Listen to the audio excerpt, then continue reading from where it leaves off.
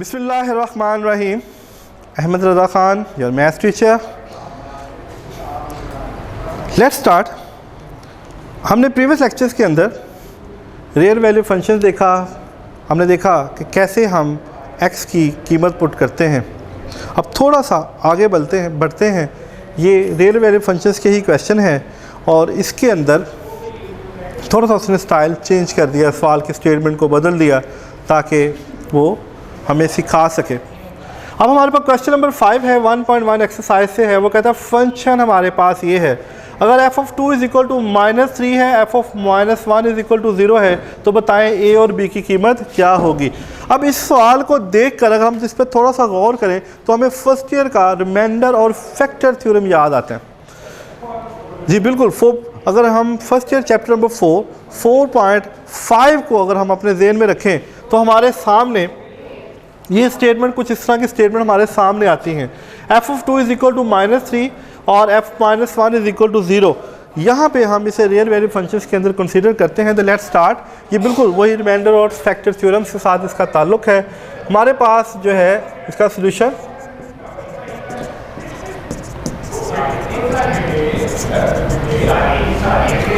ये हमारे पास उसकी गिवन स्टेटमेंट है। अब वो कहता है f of 2 is equal to -3, यानी x की जगह पे 2 को पुट कर दिया जाए। क्या कर दिया जाए? x की जगह पर 2 को पुट कर दिया जाए। मैं आपसे पहले भी ये बात कर चुका हूँ मेरा बेटा, इस बात का ख़ास ख्याल रखना है कि हमें x की जगह पर ही उसकी कीमत को पुट करना है। इस स्टेटमेंट के अंदर जहाँ जहाँ पर भी x गिवन है हम उसकी वैल्यू को पुट कर देंगे। 3 आ जाएगा, दिस इज़ 2, स्केयर आ जाएगा, दिस इज़ 3, 2 आ जाएगा, this is 1, 2 is power 3 mean 8 minus 2 square 4a plus 2b is plus 1. We know that according to the given condition f of 2 is equal to -3. तो जहाँ पे f of 2 है वहाँ पे हम -3 put कर देंगे। अब द गिवन स्टेटमेंट को स्टैंडर्ड फॉर्म के अंदर कन्वर्ट करते हैं। तो ये बनता है -4a plus 2b plus 12 is equal to 0।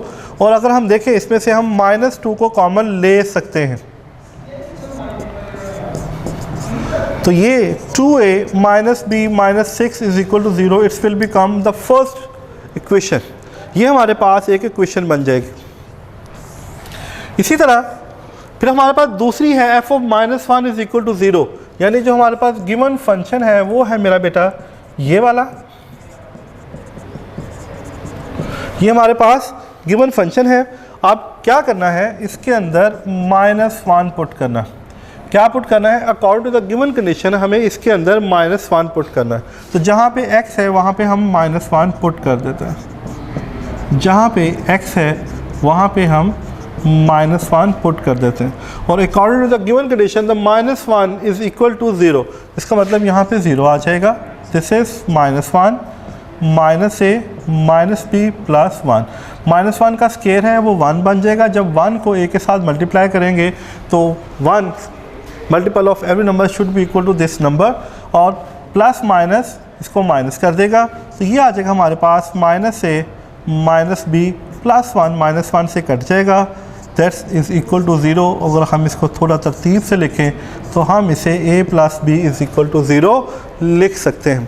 अब मेरे पास दो स्टेटमेंट आ गई, this is 1 and this is 2, from 1 and 2, from 1 and 2।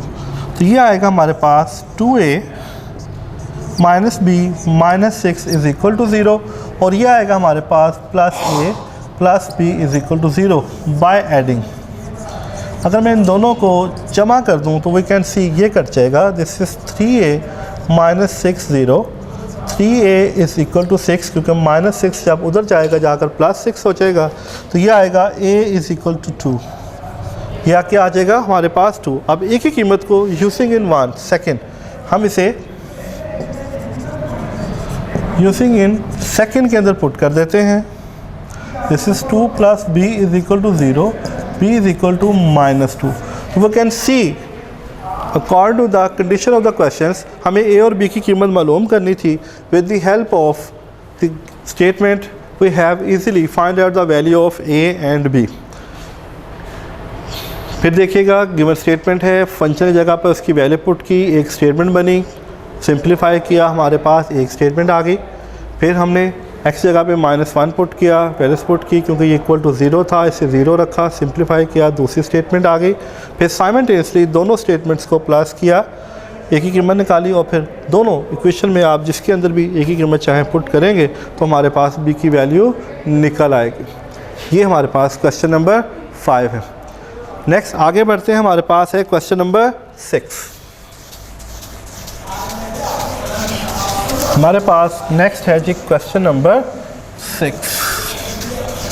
हमें क्वेश्चन नंबर जो है 6 सॉल्व करना है। और क्वेश्चन नंबर 6 के अंदर वो कहता है stone fall from a height of 60 metre in the ground, the height as after x second approximate this is. अब उसने यहाँ पर ये उसकी वैल्यू दे दी है। वो कहता है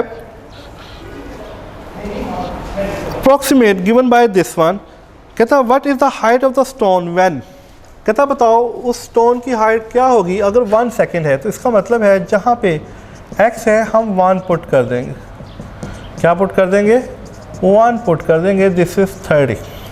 तो जो उसकी हाइट बनेगी वो हमारे पास क्या बनेगी, दिस इज़ 30।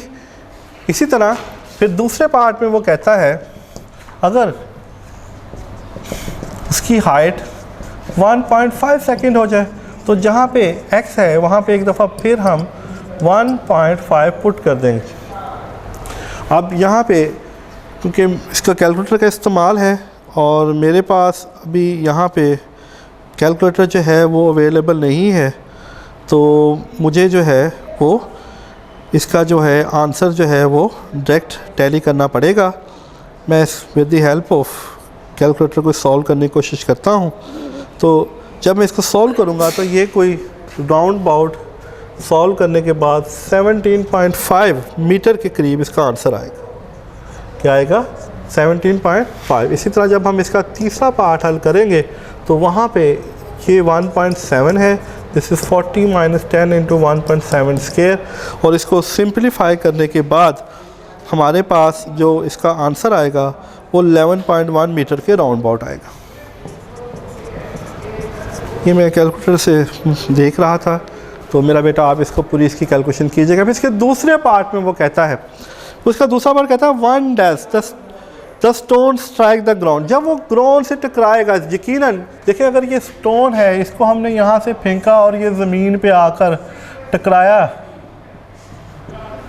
तो जब वो ज़मीन से टकराएगा तो उसकी हाइट 0 हो जाएगी। Is the B part when he strike the ground,